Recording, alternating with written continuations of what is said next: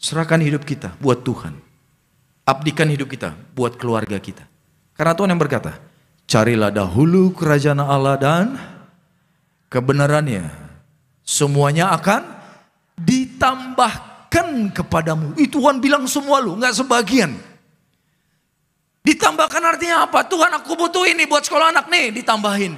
Tuhan, butuh ini dana buat proyek, ditambahin. Tuhan, butuh ini Tuhan buat rumah baru, tambahin. Tuhan, mau dong yang baru ini Tuhan, ditambahin. Artinya semua yang kita perlukan selama kebutuhan itu adalah untuk memuliakan Tuhan. Saya percaya Tuhan Bapa di surga akan menyediakan bagi kita. Amin. Tepuk tangan yang meriah bagi Allah kita yang dahsyat.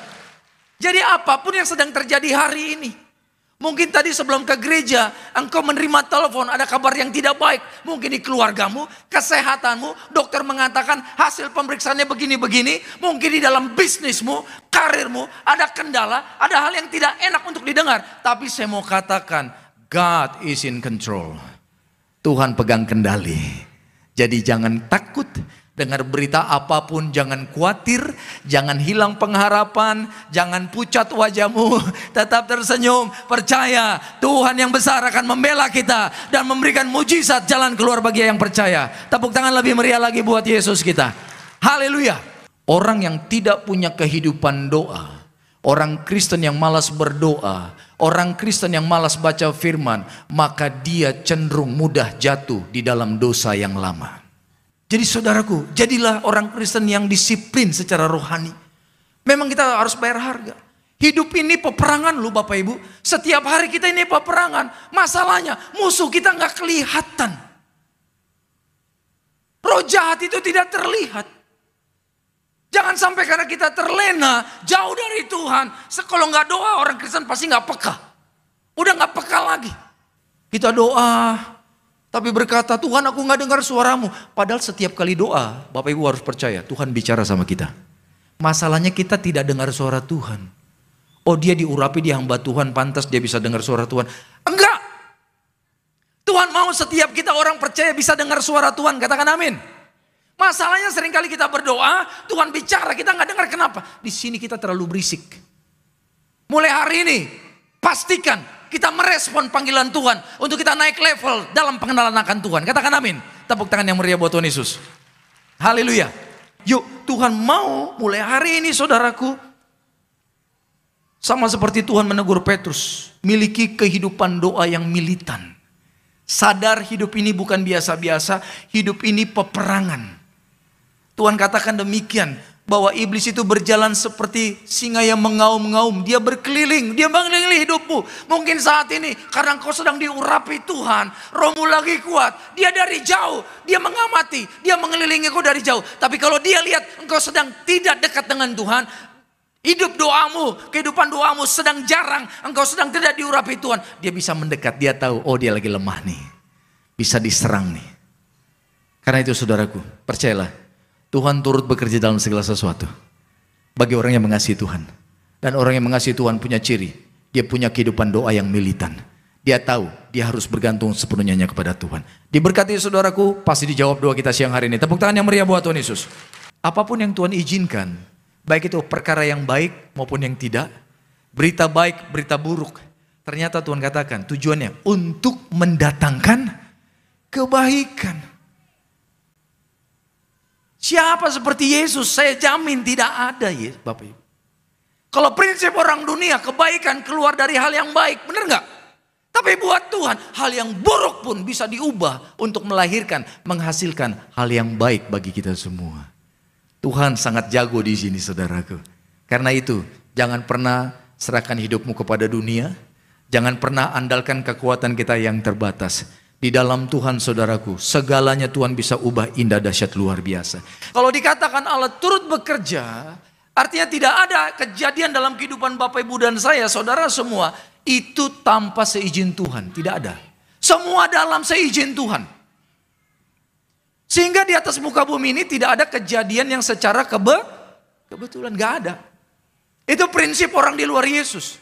Ah ini kebetulan aja nih, gak ada saudaraku. Hari ini kita ketemu siapa, itu bukan kebetulan. Seringkali saya setiap berapa kali Bapak Ibu berjumpa dengan orang-orang yang mungkin kita Kalau pemikiran manusia, kebetulan ketemu dia. Tapi ternyata enggak. Ketemu ternyata ada sesuatu yang Tuhan mau sampaikan buat dia. Ada pesan tertentu yang ternyata Tuhan taruh di hati saya dan saya sampaikan. Dan kemudian dia berkata, "Hah? Kok kamu tahu sih masalah saya?" Dalam hati saya, puji Tuhan. Ternyata enggak kebetulan Tuhan pertemukan dia dengan saya. Katakan amin. Nanti Bapak Ibu akan mengalami hal itu. Semakin kau dekat dengan Tuhan, semakin kau cinta, semakin kau dipakai Tuhan dahsyat luar biasa. Engkau percaya anything, segala sesuatu yang terjadi day by day, setiap hari. Kau percaya itu dalam timeline-nya Tuhan. Semua dalam perencanaannya Tuhan. Hati yang rela berkorban bagi kerajaan surga. Kalau kita punya hati selevel ini, lihat hidupmu tidak akan biasa-biasa, saudaraku. Hidupmu akan dipakai Tuhan menggoncangkan dunia. Katakan amin. Amin. Tuhan perlu nggak orang-orang seperti Maria di zaman akhir ini? Yes. Ini zaman di mana Tuhan tidak lama lagi datang. Saya mau katakan ini kabar baik, tapi kabar menegangkan bagi orang yang belum betul-betul bertobat. Saya mau katakan Tuhan tidak lama lagi datang. Yang bilang amin cuma satu, saudaraku. Bapak Ibu, saya mau tanya, Bapak Ibu senang nggak Tuhan Yesus datang? Hello? Saya ulang ya, kelompok pencapir A, saya tanya. Bapak Ibu senang nggak Tuhan Yesus datang? Kurang bergema. Sebelah sini, Bapak Ibu senang gak Tuhan Yesus datang? Puji Tuhan, lumayan banyak. Sebelah sana, jangan kalah ya. Bapak Ibu senang gak Tuhan Yesus datang? Wih, mantap. Tepuk tangan dulu yang meriah buat Tuhan Yesus. Ih, keren loh. Tuhan datang, engkau dan aku terbang ke surga. Berapapun berat badanmu pasti terbang, saudaraku. Don't worry, malaikat mampu angkat kita. Amin. Pasti terbang. Tapi nanti saya harus katakan, tidak sedikit orang Kristen, notabene Kristen, tapi Tuhan datang tertinggal di bumi. Engeng mulai pada tegang ini.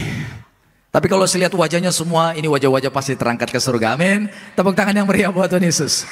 When we talk about Christmas, saat kita berbicara tentang Christmas, kita berbicara tentang pengorbanan. Ingat, Yesus mati di atas kayu salib diawali dengan Natal. Dan Yesus hadir di tengah orang-orang yang seroh dengan dia. Apa? Roh korban. Jadi di akhir zaman Tuhan masih cari orang-orang yang seperti Maria. Orang-orang yang seperti Yusuf. Yang siap dipakai Tuhan menggoncangkan dunia. Yaitu orang-orang yang seroh dengan dia. Orang-orang yang rela berkorban. Saya doa keluargamu dipakai Tuhan luar biasa. Pernikahan kita jadi berkat. Katakan amin. Bahkan anak cucu kita dipromosikan Tuhan.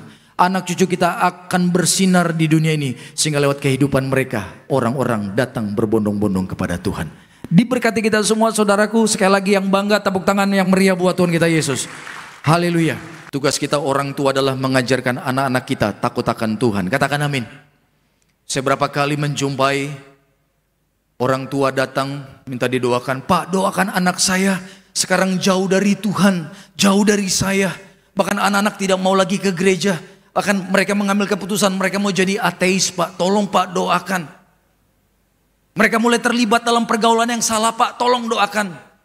Saya tanya sama mereka, Bu, saya mau tanya. Ketika kecil ibu ngajari firman enggak? Enggak, Pak. Kenapa, Bu? Kenapa, Pak? Anaknya enggak diajarin firman? Kan saya kerja, Pak. Saya sibuk urusi bisnis saya demi mereka. Ini alasan klasik nih. Ini alasan klasik orang tua merasa tidak punya waktu, sibuk cari uang, katanya untuk anak. Bohong. Engkau bekerja, that's good. Engkau bangun karir, that's good. Kau bangun bisnismu, saya katakan itu penting. Tapi lebih penting dari semua adalah membangun anak-anak kita untuk punya roh takut akan Tuhan. Firman Tuhan mengajarkan itu untuk kita orang tua. Ketika duduk berbaring, artinya dimanapun kita berada bersama anak-anak, sampaikan firman Tuhan. Kalau kita tidak isi anak kita dengan firman, nanti dunia yang isi mereka dengan pengajaran yang sesat, saudara. Jadi jangan paksa-paksa Tuhan untuk buru-buru bikin mujizat. Jangan, dia mampu, tapi dengan cara dan waktunya dia.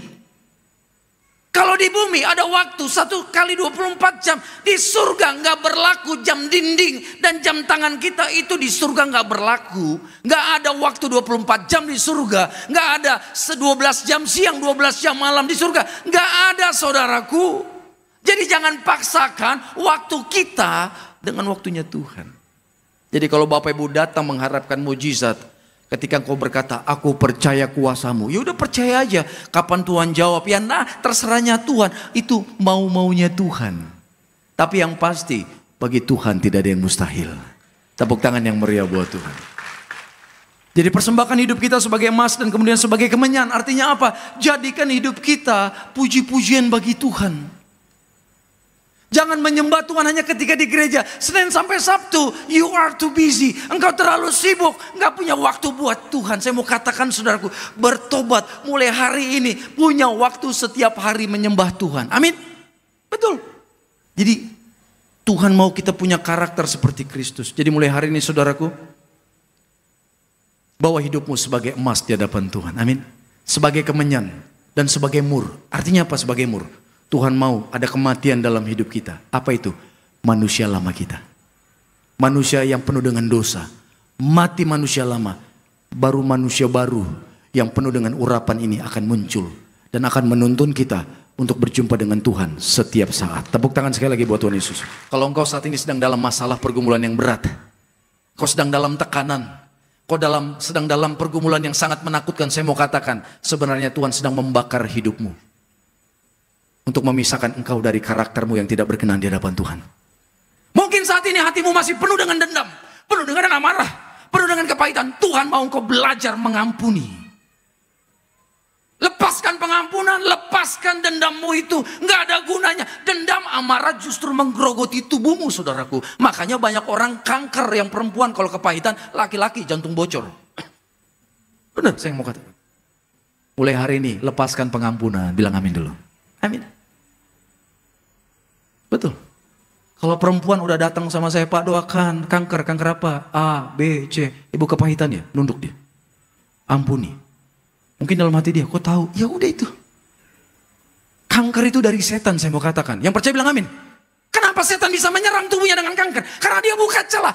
Apa celahnya? Kepahitan. Gak sedikit loh, anak muda kena kanker, payudara lah, segala macam. How come kok bisa? Jadi kanker ini enggak hanya menggerogoti orang yang sudah lanjut usia. Orang muda pun sekarang sudah banyak saudaraku terkapar. Ya kan, dikalahkan penyakit itu. Tapi mulai saat ini saya berdoa setiap kita yang hadir kita tidak dikalahkan kanker. Katakan amin. Kalaupun ada saat ini Tuhan sembuhkan engkau semua. Tepuk tangan yang meriah buat Tuhan Yesus. Tapi kalau Bapak Ibu dalam segala hal, pilih rekan bisnis, pilih pekerjaan, pilih di mana Tuhan mau engkau pelayanan dimanapun. Tanya sama Tuhan, maka Tuhan akan membawa kita masuk dalam rencananya. Dan kita tidak akan pernah menghabiskan waktu dengan air mata di dalam penyesalan. Gak akan saudaraku. Karena apa? Tuntunannya luar biasa. Tapi kenapa banyak orang Kristen tidak mau tanya sama Tuhan? Karena seringkali jawaban Tuhan agak lama. Itu dia. Kita gak sabar. Karena kita cenderung sukanya yang instan. Makanya mie instan laku saudaraku. Kita malas dengan proses. Padahal ikut Tuhan tuh seringkali diproses. Katakan amin. Agak lama dikit menurut kita. Tapi menurut Tuhan enggak. Karena Tuhan bekerja pada waktunya Tuhan. Bukan time schedule-nya kita. Ingat ya. Tuhan itu bekerja dengan time schedule-nya dia. Bukan time schedule-nya kita. Kita nggak cuek tapi rileks. Karena apa? Kita percaya Tuhan sudah dengar doaku dan dia sedang bekerja. Kapan? Sekarang dia sedang bekerja. Menyembuhkanku, memulihkanku, memberkatiku, memberikan terobosan, memberikan jalan keluar. Apapun masalahku, bagi Tuhan tidak ada yang mustahil. Jadi kita tenang, nggak stres saudaraku. Kita nggak ngancam-ngancam Tuhan. Tuhan kalau dalam 2 minggu nggak ada jalan keluar nih, jangan salahkan saya kalau saya cari jalan alternatif. Lah Tuhan diancam, siapa kita ngancam Tuhan? Tuhan gak bergeming dengan ancamanmu saudaraku. Kalaupun dulu pernah ngancam Tuhan, mulai hari ini bertobat kita, amin. Mulai hari ini Tuhan mau kita relax. Katakan, aku harus relax. Katakan, aku harus tenang. Katakan, aku harus lebih percaya lagi. Amin, masuk 2005, lihat Bapak Ibu imanmu akan semakin luar biasa. Tepuk tangan yuk buat Tuhan kita Yesus. Mulai hari ini datang kepada Yesus bukan hanya cari apa yang ada di tangannya. Bukan hanya cari berkat, bukan hanya cari mujizat, bukan hanya cari kesembuhan, tapi cari pribadinya. Katakan amin. Datang sama Tuhan begitu. Jangan cari hanya apa yang Tuhan bisa beri buat kita. Jangan cari berkatnya saja. Jangan beri mujizatnya saja. Walaupun saya percaya sebagai anak Tuhan engkau layak untuk diberkati dan disembuhkan. Amin. Tapi yang utama hari ini datang kepada Tuhan. Dalam bulan Natal Tuhan mengingatkan, come to Jesus. Datang kepada Tuhan. Yang kau cari utama adalah pribadi Tuhan itu sendiri. Maka engkau pasti akan dipuaskan. Tepuk tangan yang meriah buat Tuhan kita Yesus. Kalau dia Bapa, kita anak, percayalah. Gak perlu diminta, dia apa yang Tuhan punya, dia akan berikan buat kita. Karena kita anak, katakan aku anak. Kalau kita anak, kita pasti disediakan yang terbaik dari surga, saudaraku. Tuhan tidak akan pernah salah dalam memimpin hidup kita. Mungkin jalan yang Bapak Ibu harus lalui, jalan itu berat. Banyak tantangan, banyak pergumulan, bahkan banyak air mata, banyak kesulitan. Tapi kalau Yesus suruh engkau lewat jalan itu, jangan coba ambil jalan alternatif. Lewati jalan itu dengan setia, pasti ada berkat yang besar. Tepuk tangan dulu buat Tuhan kita Yesus. Jangan takut asal ada Yesus. Lewati jalan itu, saudaraku. Perlindungannya begitu sempurna menjaga kita.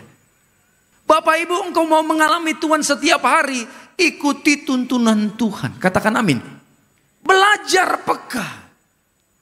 Belajar peka. Sehingga kita bisa melihat apa yang orang lain tidak lihat. Orang mungkin melihat hal yang biasa, tapi kita karena peka akan Tuhan, engkau bisa melihat apa yang Tuhan sedang kerjakan dalam perkara-perkara yang sedang terjadi dalam hidup kita maupun kehidupan dunia ini. Kita tahu rencana-rencana Tuhan. Kenapa banyak orang Kristen hidupnya dalam penyesalan? Ada yang pernah menyesal nggak dalam hidup? Hello? Pasti pernah ya? Pasti pernah. Kita semua pasti pernah menyesal. Kalau ditarik lagi kenapa kita menyesal? Seringkali karena kita salah pilih. Salah ambil keputusan. Nah, kenapa kita salah ambil keputusan? Karena seringkali kita tidak tanya sama Tuhan. Kalau Bapak Ibu tanya sama Tuhan, pasti apa yang Tuhan tunjuk tidak akan pernah membuat kita menyesal. Yang percaya bilang amin dulu. Amin. Kalau Tuhan yang katakan ambil yang A, jangan yang B anakku. Kita ambil yang A, pasti itu mendatangkan damai sejahtera. Jadi kalau saat ini sedang ada fase di mana engkau dikhianati, saya mau katakan come to Jesus. Dia tahu caranya bagaimana untuk memulihkan hatimu. Jangan datang kepada dunia, datang sama Tuhan Yesus. Katakan amin. Tepuk tangan yang meriah buat Tuhan kita. Puji Tuhan. Mau masalah apapun, datang sama Dia. Saya mau katakan datang sama Tuhan. Latih dirimu terbiasa datang sama Tuhan. Dikit-dikit doa, dikit-dikit doa. Katakan amin. Gak apa-apa dikit-dikit doa, gak apa-apa. Justru Tuhan suka kita jadi anaknya yang dikit-dikit berdoa. Mungkin kita di rumah anak kita dikit-dikit tanya, kita kesel. Apalagi kalau kita sudah sibuk luar biasa. Lagi work from home. Dia nggak kadang-kadang pakai laptop, tapi anak datang, "Pak, Mah, ya kita lagi nge-zoom dengan bos di kantor, ya kan?" Anak ngeganggu. Udah tuh jalan di belakang pakai pampers yang udah penuh. Mah, kesel kita kan? Tapi kalau Tuhan gak gitu. Setiap saat engkau datang, justru Tuhan semakin sayang. Betul. Kita gak bisa paksa Tuhan. Yang bisa kita lakukan adalah percaya dalam proses ada penyertaan Tuhan. Amin. Percaya bahwa dalam proses pasti ada berkat. Dalam ketaatanmu diproses Tuhan akan ada mujizat. Nah, nikmati setiap proses itu dengan sukacita, saudaraku. Nanti Tuhan akan bawa kita dari kemuliaan nanti ke dalam kemuliaan. Kemuliaan itu apa? Pribadi Dia yang besar, yang akan Dia singkapkan, yang Dia akan tunjukkan kepada kita orang percaya. Kenapa kemuliaan Tuhan harus porsi demi porsi diperlihatkan kepada kita? Nggak bisa langsung skala yang besar. Nggak ada yang kuat. Nggak ada yang bisa.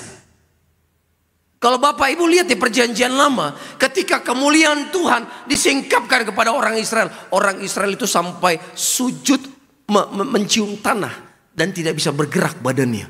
Kemuliaan Tuhan itu luar biasa, saudaraku. Kudus dan ajaib. Karena kalau jadi orang Kristen, mau hidupnya penuh kuasa, salah satunya apa?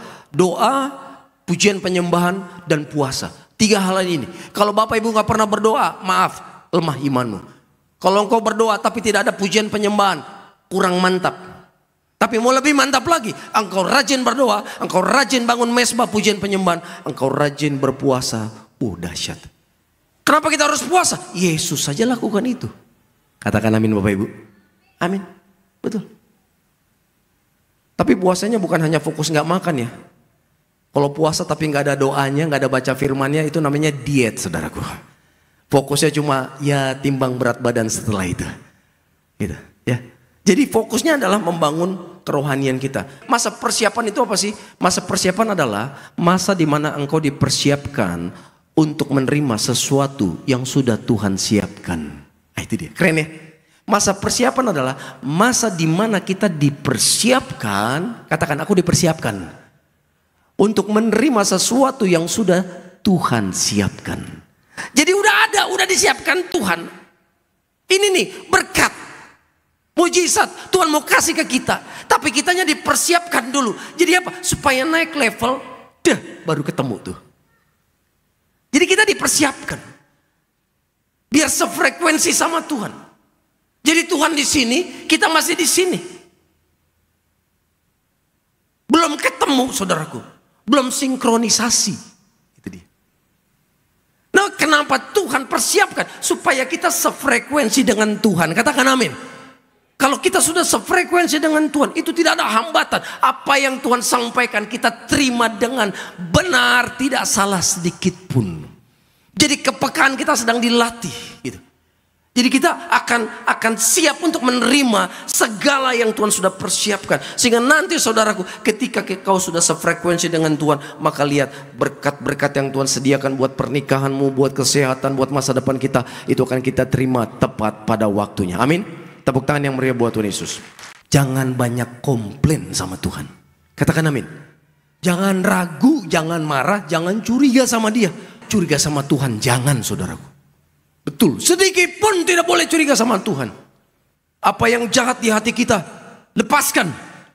Mungkin kita punya hati yang gampang dendam, gampang marah, gampang kepahitan, sulit mengampuni orang, mudah iri hati, selalu punya niat menjatuhkan orang, selalu punya niat apa?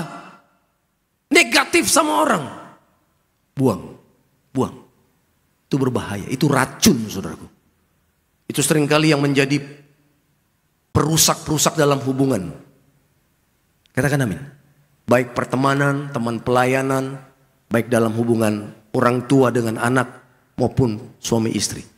Semua yang jahat itu seringkali menjadi penyebab rusaknya hubungan-hubungan. Siapkan hati kita untuk masuk dalam masa-masa persiapan Tuhan. Kalau saat ini mungkin ada yang sedang dalam masa-masa preparation, masa-masa persiapan, saya mau katakan, tetap setia. Katakan amin. Tetap percaya bahwa waktunya Tuhan tidak akan pernah terlambat. Satu hal yang saya pelajari dari Tuhan begini, Tuhan tidak pernah terlalu cepat dan tidak pernah terlalu terlambat. Dia selalu tepat waktu. Katakan amin. Tepuk tangan yang meriah buat Tuhan kita Yesus. Percayalah, tadi malam ya, Bapak Ibu dan saya, kita tidur nyenyak, bisa bangun tadi pagi. Kita yang bisa datang bukti bahwa tadi pagi kita bisa bangun. Bilang amin dulu. Tapi percaya nggak? Tidak sedikit tadi malam orang tidur, tadi pagi nggak bangun. Padahal mungkin tubuhnya sehat loh. Giat olahraga, makan vitamin, jaga makan, jaga pola hidup. Tapi kalau udah waktunya pasti pulang. Itulah sebabnya saya selalu katakan dimanapun saya berada, bahwa setiap kita tahu tanggal lahir kita. Tapi yang jadi masalah, kita tidak tahu tanggal kapan kita pulang. Ada yang tahu tanggal pulang? Angkat tangan. Oh, nggak ada yang tahu, belum tahu ya. Tapi kabar baik dan kabar menegangkan adalah tua muda besar kecil pasti pulang. Lah kalau kita punya pengetahuan ini, kita pasti pulang. Maka saya percaya dalam hidup ini kita nggak akan main-main lagi ikut Tuhan. Tuh aminnya dahsyat tuh. Kalau kita merasa, kita yakin hari ini adalah hari terakhir kita dan Tuhan akan jemput kita, kira-kira kita masih mau dosa nggak? Masih mau marah nggak sama tuh orang? Masih mau culas nggak, saudaraku? Pasti enggak, benar nggak? Mau ada cobaan, godaan, seindah apapun di depan kita lagi lewat, tung, tung, tung, tung, tung. Kita akan berkata, I don't care, saya percaya. Saya sedang mempersiapkan diri saya. Tuhan datang menjemput saya. Benar nggak? Itu. Nah, Billy Graham yang dipakai Tuhan bisa sekali khotbah 1 juta orang hadir. Sekali khotbah 2 juta orang hadir. Pernah lihat Bapak Ibu KKR yang datang 1 juta orang? Itu sejauh mata memandang, itu kepala orang Bapak Ibu. Ya, dia punya prinsip setiap hari, dia punya prinsip bahwa itu kemungkinan hari terakhir dia. Nah, kalau kita punya prinsip begitu, saya percaya kita akan menghargai kekudusan Tuhan. Kita akan menghargai kasih dan kebaikan Tuhan. Kita tidak akan pernah menyia-nyiakan anugerah Tuhan. Saudaraku, percayalah. Tanda-tanda akhir zaman semakin nyata. Tuhan tidak lama lagi datang. Bapak Ibu percaya nggak Tuhan tidak lama lagi datang?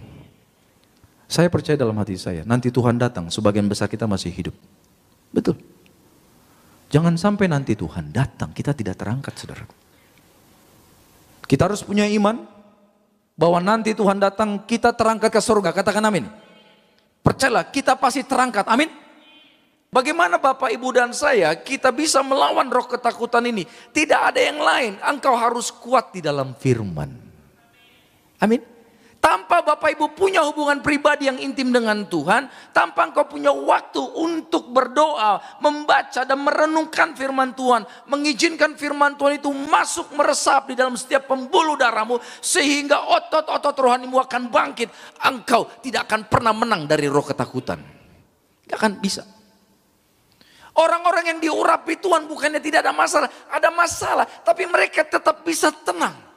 Bekerja tenang, sekolah tenang, pelayanan tenang. Karena apa? Mereka percaya Allah yang mereka layani adalah Allah yang dahsyat dan luar biasa. Tepuk tangan yang meriah buat Tuhan kita Yesus. Nah, Tuhan mau kita punya pemahaman seperti itu. Dan saya mau katakan saudaraku, kita harus benar-benar lawan roh ketakutan itu. Karena Tuhan yang berkata demikian, sebab Allah memberikan kepada kita bukan roh ketakutan. Jadi roh yang Tuhan berikan, Roh Kudus yang ada di dalam Bapak, Ibu, dan saya, itu impartasinya dikatakan bahwa roh itu membangkitkan kekuatan. Katakan kekuatan. Yang kedua dikatakan membangkitkan kasih. Katakan kasih. Yang terakhir apa? Membangkitkan ketertiban. Jadi orang yang dipimpin Roh Kudus punya 3 ciri ini. Gak usah banyak-banyak.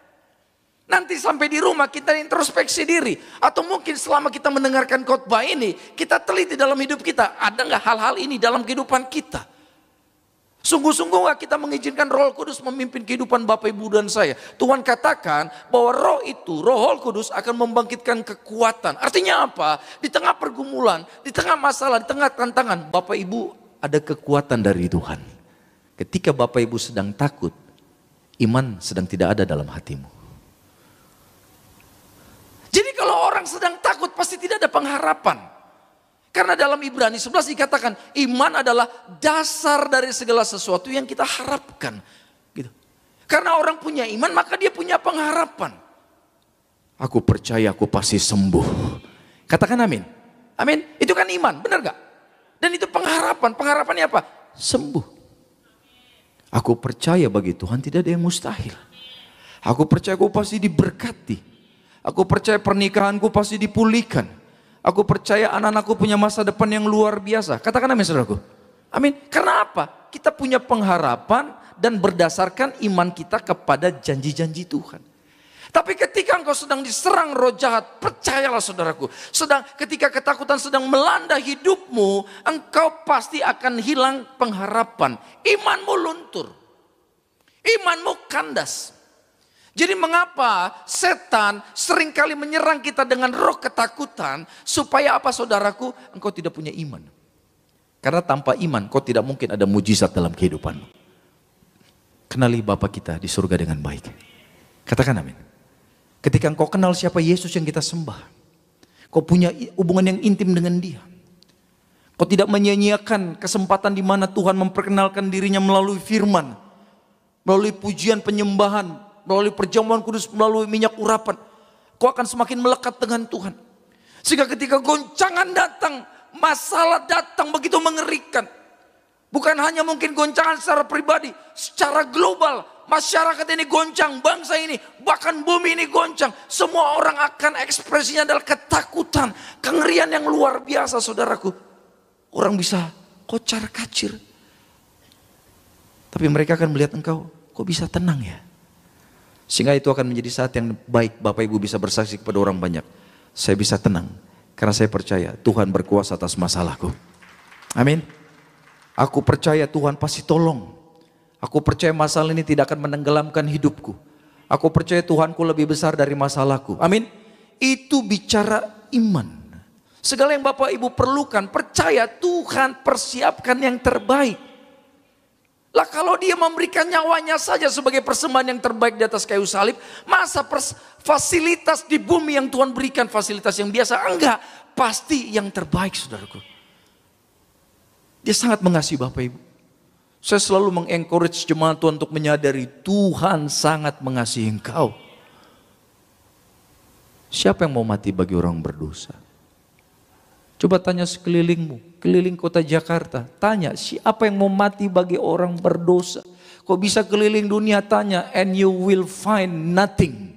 Dan kau tidak akan menemukan ada orang mau mati bagi orang berdosa, bagi engkau dan aku, kecuali Yesus kita. Amin. Bayangkan dia itu Tuhan loh.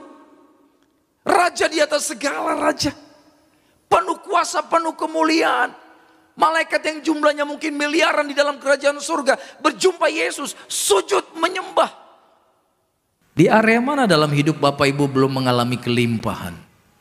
Apakah damai sejahteramu berlimpah? Apakah sukacitamu berlimpah? Apakah ketenangan batinmu berlimpah? Apakah pengharapanmu sama Tuhan berlimpah? Apakah kesehatanmu berlimpah? Apakah berkat yang kau terima itu berlimpah? Katakan amin dulu. Jadi semua area dalam hidup, kalau ada yang belum berkelimpahan, atau kalau di area itu kau belum menang, atau setan masih menyerang di area itu, saya mau katakan, lawan saudaraku.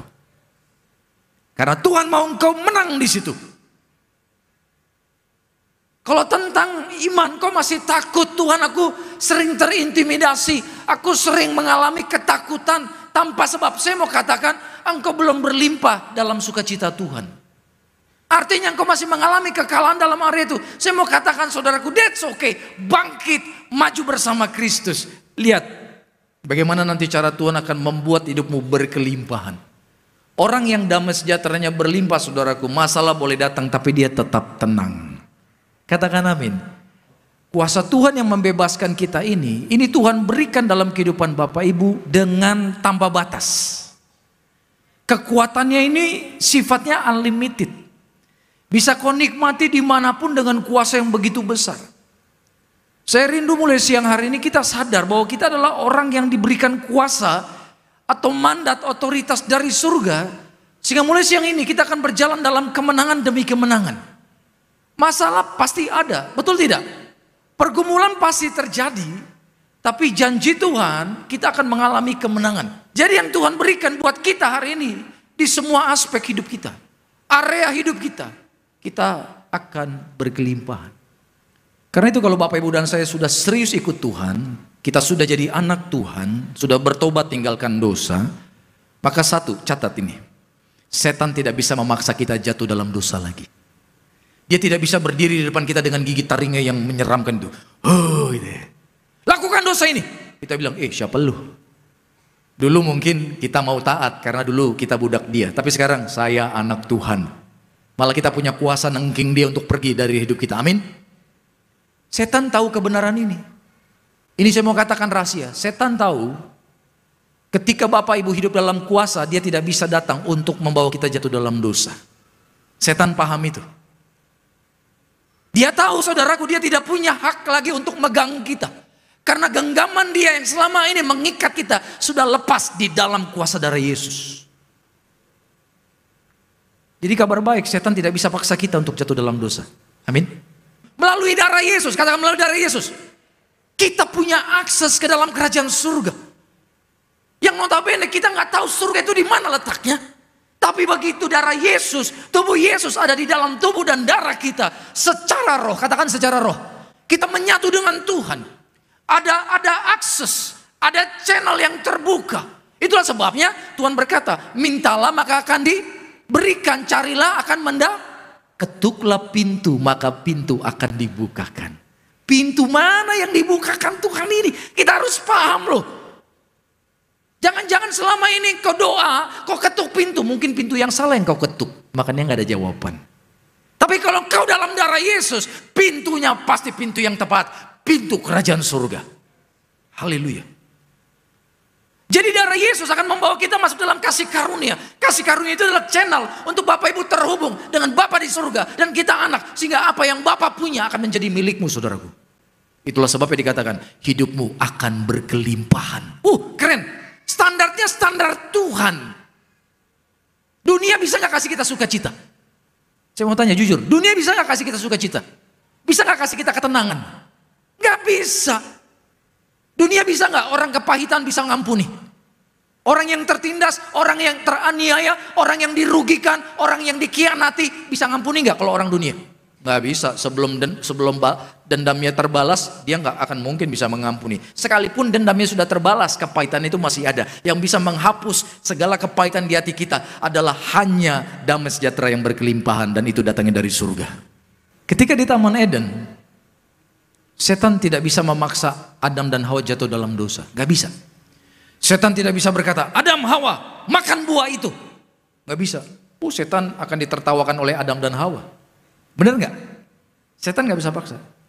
Karena dia sadar dia tidak punya otoritas atas Adam dan Hawa. Karena Adam dan Hawa masih hidup dalam kuasa kemuliaan Tuhan. Itulah sebabnya dia datang dengan apa? Godaan. Hati-hati dengan godaan setan.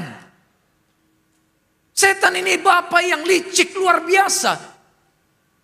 Hati-hati, begitu banyak ya orang-orang dipakai Tuhan di luar begitu luar biasa, akhirnya jatuh karena apa? Godaan setan ini. Tidak sedikit orang Kristen terkapar dalam penderitaan, terbelenggu dalam dosa karena jatuh dalam godaan setan yang menyesatkan. Setan tahu firman, saya mau katakan, dia tahu firman. Kalau kita jadi orang Kristen tidak paham firman, tidak tahu apa yang Tuhan mau dalam kehidupan kita, hati-hati kita bisa terperdaya oleh setan. Nikmatilah hidup yang berkelimpahan. Melalui kuasa darah Yesus kita punya akses ke dalam kerajaan surga. Sehingga janji Tuhan yang mengatakan hidup kita di bumi seperti dalam kerajaan surga. It happens when you live in the blood of Jesus. Ketika Bapak Ibu hidup dalam kuasa darah Yesus, maka janji itu akan jadi kenyataan. Apa yang ada di surga mengalir, gak ada yang bisa menghalangi. Engkau anak, kau pewaris, apa yang Bapa punya menjadi milik kita. Tepuk tangan yang meriah buat Tuhan kita Yesus. Ketika Tuhan ada di dalam kita, maka hidup kita pasti akan mengalami kemenangan demi kemenangan. Ada kuasa untuk kita tidak dikalahkan yang jahat. Ya. Iblis tidak bisa membawa kita jatuh lagi dalam dosa, nggak bisa. Karena status kita setelah ikut Yesus kita jadi anak. Katakan aku anak. Haleluya. Kalau dulu kita budak dosa, maka apapun yang diperintahkan iblis pasti kita lakukan. Benar gak? Lakukan dosa ini. Mungkin roh kita menjerit gak mau, tapi kita lakukan tuh. Sadar gak sadar kita lakukan apa yang iblis perintahkan. Marah sama orang itu. Kepahitan sama orang itu. Iri dengki sama orang itu. Atau celakai orang itu. Atau fitnah orang itu. Atau jatuhi orang itu. Karena kita masih budak dosa, kita taat, kita lakukan semua itu. Tapi begitu kita jadi anak Tuhan, terima kuasa darah Yesus, maka Bapak Ibu dan saya kita dilepaskan dari segala perbudakan. Kita jadi anak. Nah ketika kita jadi anak, Bapak Ibu dan saya punya akses akan semua fasilitas yang ada di surga. Sehingga kita bisa menggenapi janji firman Tuhan yang berkata, hidup kita mulai hari ini di bumi seperti di surga. Karena peperangan Bapak Ibu dan saya melawan setan itu paling besar di sini, pikiran kita. Memang ada kalanya setan akan datang dan kemudian kita harus tengking dalam nama Yesus. Tapi paling sering peperangan kita di pikiran kita, percayalah saudara. Katakan amin. Kalau di pikiran kita sudah menang, maka lihat di semua aspek kehidupanmu akan terjadi kemenangan. Tapi kalau di pikiran kau masih kalah, masih pikiran yang kotor, masih pikiran yang tidak baik, tidak mau mengampuni kepahitan, di sini saja kau kalah. Di area kehidupanmu yang nyata, lihat kekalahan demi kekalahan akan terjadi, saudaraku. Jadi mulai hari ini ambil alih pikiran ini. Katakan amin. Ambil alih. Kita tawan dan kemudian apa? Taklukkan kepada Yesus. Artinya izinkan Tuhan ambil alih. Jangan kuasai pikiranmu. Kita nggak mampu menguasai pikiran yang besar ini. Pikiran kita ini dahsyat. Karena itu setan tahu. Makanya disinilah dia menyerang kita. Hati-hati saudaraku. Ini enaknya jadi anak Tuhan. Betul saudaraku. Perlindungan Tuhan begitu luar biasa. Orang di depan kita bisa, apa kabar bro? Apa kabar Sisi? Makin cantik aja. Kelihatan lebih muda. Di belakang ada nggak? Banyak. Jadi Bapak Ibu kita mengucap syukur. Bagaimana Tuhan akan menjaga kita. Katakan amin. Amin.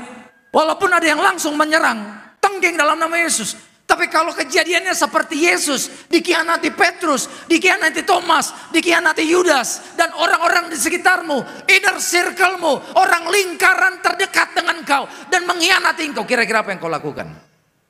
Balas enggak? Dendam enggak? Kecewa? Kepahitan enggak? Apa yang Yesus lakukan? Ketika disalib Yesus berkata, Bapa ampunilah mereka, sebab mereka tidak tahu apa yang mereka perbuat. Jadi mulai hari ini saudaraku, kalau hal itu terjadi, orang terdekatmu melakukan itu, ampuni mereka. Tidak sedikit orang Kristen yang tadinya sudah bertobat, tinggalkan gaya hidup yang lama, tapi karena kecewa sama orang, kecewa mungkin sama Tuhan, kemudian berpikir, enak kali ya kembali ke gaya hidup yang lama. Saya mau katakan, jangan izinkan kekecewaan menguasai hati kita. Katakan amin. Apalagi sampai kita marah sama Tuhan. Hati-hati saudaraku. Setan akan berusaha menarik kita untuk jatuh ke lubang yang sama. Dulu di mana Tuhan temukan kita di situ. Hati-hati. Kalau kita mengaku di tempat ini bahwa kita adalah anak Allah, bahwa kita anak kerajaan surga, Yesus adalah Tuhan kita, maka Tuhan memberikan ciri bahwa kita dikatakan harus mengasihi. Amin. Karena Allah itu kasih. Jadi sebagaimana Allah demikian adanya, kita pun harus seperti Dia. Allah itu ada kasih. Jadi segala atribut kepribadian yang keluar dari pribadi Yesus itu menyatakan satu hal. Apa itu saudaraku? Kasih. Dan kita sebagai anaknya diproses Tuhan, diizinkan dibentuk untuk supaya menjadi seperti Kristus. Sehingga apapun yang keluar dari kita dasarnya adalah kasih. Baik perbuatan, pikiran, perkataan itu berdasarkan dari kasih Kristus. Walaupun mungkin kita sering berpikir, aduh Tuhan aku gagal hari ini. Ya kan? Aku hari ini mengecewakan hati Tuhan. Dan mungkin karena ada satu kesalahan, kegagalan yang kita lakukan, kita berpikir bahwa kita sudah jauh dari Tuhan. Kita punya pemahaman yang salah tentang Allah. Saya mau katakan saudaraku, apapun keadaan kita saat ini, Tuhan tetap mengasihi kita. Amin. Ada orang yang berpikir, aduh kalau lagi aku bersalah, aku lagi dalam keadaan berdosa, Tuhan jauh dari aku. Doa-doaku tidak Dia dengar. Doa-doaku tidak mungkin Dia jawab. Tidak mungkin hidupku dalam kuasa karena aku sedang tidak berkenan di hadapan Tuhan. Saya mau katakan, seringkali setan mengintimidasi kita dengan pikiran itu supaya apa? Kita jauh dari Tuhan. Lama-lama kita malas berdoa, merasa tidak layak, dan kemudian mulai jauh dari Tuhan. Saya mau katakan saat ini saudaraku, apapun keberadaan kita hari ini, Tuhan sanggup pulihkan kita. Tuhan tidak panggil kita untuk menjadi anaknya yang siap dipakai Tuhan. Tunggu kita luar biasa dulu secara rohani. Enggak. Bukan begitu cara mainnya Tuhan. Apapun keberadaan kita saat ini, Tuhan yang sama memanggil kita untuk menjadi alatnya yang dahsyat di akhir zaman ini. Amin. Mulai hari ini kita jujur di hadapan Tuhan. Karena Tuhan sebenarnya tahu isi hati kita. Bilang amin saudaraku. Kita ini seperti ikan hias di dalam akuarium. Tuhan lihat semua gerakan kita. Gitu. CCTV mungkin bisa menyorot kemana kita pergi. Ya, tapi Bapak Pari aja dulu selalu bilang, ada CCTV dari surga. CCTV ini luar biasa. Dia bisa menyorot kemana kita melangkah. Mungkin istri nggak tahu, suami nggak tahu, orang tua nggak tahu, tapi mata Tuhan di surga melihat dan tahu kemana kita pergi. Katakan amin. Tapi CCTV di bumi mungkin bisa merekam gerakan kita, tapi CCTV di surga, isi hati kita pun Tuhan tahu, saudaraku. Artinya mulai hari ini hidup kita hanya untuk Tuhan. Amin. Buat Tuhan saja, Bapak Ibu. Tuhan tidak akan pernah mempermalukan kita, karena kita anaknya. Katakan amin. Kalau kita bukan anaknya, buat apa dia mati di salib, saudaraku? Tidak mungkin dia mau mempermalukan kita. Kalau dia saja mengizinkan dirinya dipermalukan, ditelanjangi di atas kayu salib, tidak mungkin dia akan mempermalukan engkau dan aku, saudaraku. Karena dia a good father, Bapa yang baik. Selama kita mau diubahkan sama Tuhan, rencana Tuhan pasti akan terjadi buat kita. Katakan amin. Mungkin kita dalam posisi kualitas kita belum layak, belum siap untuk terima rencana Tuhan yang besar, tapi engkau akan tetap dipersiapkan. Apa yang menjadi milikmu tetap akan Tuhan berikan kepada kita, asal kita mau setia dan dibentuk Tuhan. Tepuk tangan yang meriah buat Tuhan Yesus. Jangan kecil hati kalau kapasitasmu merasa kecil dibandingkan yang lain. That's okay. Tuhan sanggup mengupgrade hidup kita, saudaraku. Kalau setan sedang mengingatkan kita masa lalu kita, ingatkan setan akan masa depannya. Tahu nggak masa depan setan di mana? Tahu nggak masa depan setan di mana? Neraka. Tuh masa depannya di neraka dan kita dalam kerajaan surga, saudaraku. Haleluya. Tepuk tangan sekali lagi buat Tuhan kita. Jadi mulai hari ini, saudaraku, mungkin kau pernah gagal, tapi jangan sampai kegagalanmu membuat Tuhan seakan-akan jahat, bahkan kecil dalam kehidupan kita. Tuhan tetap mengasihi kita. Saat kita tinggi, saat kita rendah, Tuhan tidak pernah berubah. Katakan amin. Tuhan mengasihimu luar biasa. Datanglah sama Tuhan. Tuhan pasti akan ubahkan hidupmu untuk menjadi alatnya yang dahsyat di akhir zaman. Diberkati Bapak Ibu, tepuk tangan sekali lagi buat Tuhan kita.